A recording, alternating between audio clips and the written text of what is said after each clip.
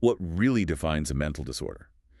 It seems simple, but it's not. No, it's incredibly complex. And for decades, the American Psychiatric Association, the APA, and its big book, the DSM, the Diagnostic and Statistical Manual of Mental Disorders. Often called the Bible of Psychiatry, yeah. Exactly. That's what has drawn these lines. Mm-hmm. So our deep dive today unpacks a really heated, long-running debate. We're asking, where do we draw that line between a crime and a mental disorder? Especially when defining normal is already so tricky. Right.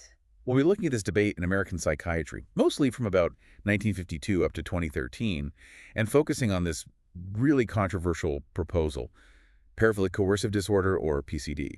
And crucially, why it kept getting rejected, despite some strong arguments for it. Yeah, why didn't it make it in? But first, maybe step back. Why is the DSM such a big deal in the first place? Oh, it's crucial to get the power of the DSM. I mean, a diagnosis isn't just some label. It affects, well, everything. Like what specifically? Treatment, obviously, insurance coverage, your eligibility for certain benefits, even, how much stigma you might face. Oh, wow. And it's not just the U.S. The DSM heavily influences the global categories, the ones the World Health Organization uses. Okay, so huge impact. Huge. And historically, the DSM did include some forms of sexual violence as disorders, things like paedophilia or sexual sadism. That wasn't very controversial, actually. Right. But, and this is the key thing, the APA consistently refused to pathologize non-sadistic sexual violence against adults. Rape, essentially. Which brings us to that central question. Why not? Exactly. Why not? Why not is really at the heart of this, isn't it? So, okay, who was pushing to pathologize rape? What were their arguments? Well, starting around the late 1970s, you had some pretty influential psychiatrists and psychologists, names like A. Nicholas Groth and Wilbur Burgess, Linda Little Holmstrom. And they started arguing that rape wasn't primarily sexual. They called it a pseudosexual act. Pseudosexual, what do they mean by that? Basically, the motivation wasn't really sexual gratification. It was driven by other things, non-sexual needs, like anger or power or control. I see. So more about dominance than desire. That was the idea. And they proposed diagnostic labels for it, like paraphilic rapism or sexual assault disorder. Okay. Then, fast forward to the discussions for the DSM-5 around 2013. The proposal was refined into PCD, paraphilic coercive disorder. The criteria they floated included things like recurrent, intense fantasies about sexual coercion. Fantasies. Right, sexually arousing fantasies. Or getting sexual stimulation from actually forcing sex on, I think the number was, 3 or more non-consenting people. Okay, that sounds like a fairly specific set of criteria. Yeah. So if they had this definition and these influential voices arguing for it, why the rejection? What stopped it?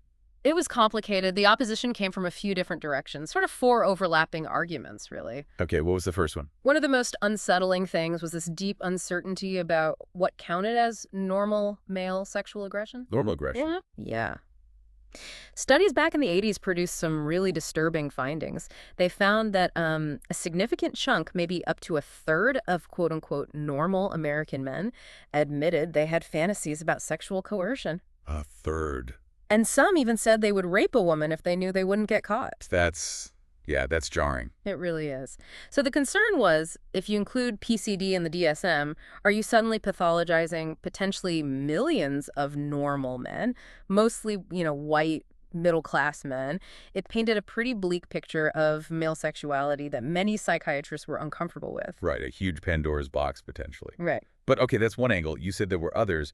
What about the feminist perspective? I imagine they had strong views. They absolutely did. This was the second major objection. Many feminist opponents worried that giving rapists a diagnosis would actually excuse their actions. Excuse them how? By saying they couldn't help it because they have a disorder. Precisely. Critics like Paula Joan Kaplan argued it would become a tool in court. Rapists might get sent to therapy instead of prison, reducing their personal responsibility. Samantha Clavant warned it just medicalized male violence, turning perpetrators into victims of their own disorder. I can see that concern. Shifting blame from the act to the illness. Exactly. It undermined accountability. Okay, so unease about normal male aggression and feminist concerns about excusing perpetrators. What was the third factor? This one involves the courts again, but from a different angle. The misuse of psychiatry, especially with the rise of these sexually violent predator laws, SVP laws, from the 1990s onwards. SVP laws. Remind me what those did. These laws allowed states to keep certain sex offenders in psychiatric commitment after they'd finished their prison sentences. The condition was they had to be deemed likely to reoffend and have a diagnosed mental disorder. Ah, okay. So the diagnosis was key to indefinite commitment. Absolutely key. And courts started relying on diagnoses like paraphilia not otherwise specified, paraphilia NOS, kind of a catch-all category, or sexual sadism. Even if maybe it wasn't a perfect fit. That was the criticism. Critics argued these diagnoses were being stretched, misused, even called made-up diagnoses sometimes, just to meet the legal requirement for commitment, often by evaluators who weren't even medically trained psychiatrists. And many psychiatrists pushed back hard, saying you can't diagnose a mental disorder based purely on past criminal behavior. That's not how diagnosis works. Right, blurring the lines between clinical judgment and legal expediency. Okay, and the fourth point. The fourth point was really about the APA itself defending its professional reputation and integrity. How so? Well, you have to remember the context. The anti-psychiatry movement was gaining steam. Homosexuality had only recently and controversially been removed from the DSM. Psychiatrists were feeling defensive. They worried that getting tangled up in SVP laws or adding diagnoses like PCD that seemed rooted in morality or vice would make them look less like objective physicians and more like, well, agents of social control, or the morality police. Protecting their image as legitimate medical professionals. Exactly.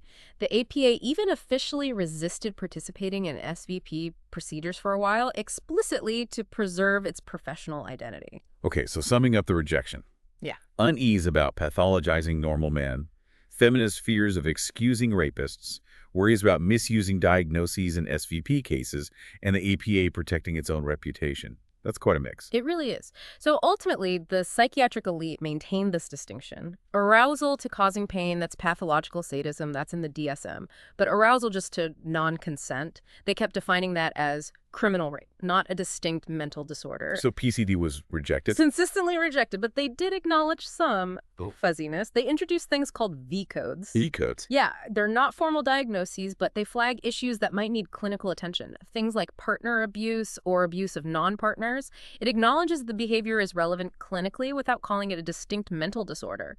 And PCD itself, it's still technically in the DSM appendix, listed for further study. Still lingering in the background.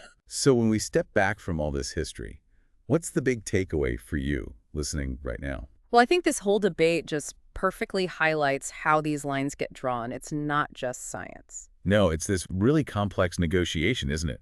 Between trying to be scientifically rigorous, the self-interest of a profession, and deeply embedded societal values and anxieties. Absolutely. It shows how we decide what's a crime versus what's a mental disorder.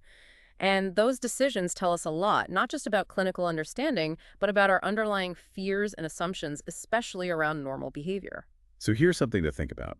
How do the categories we create, the labels we use for behaviors, not only shape treatment or legal outcomes, but how do they fundamentally shape our wider understanding of things like social responsibility and even masculinity itself? That's the deeper question, isn't it? How these lines shape our world.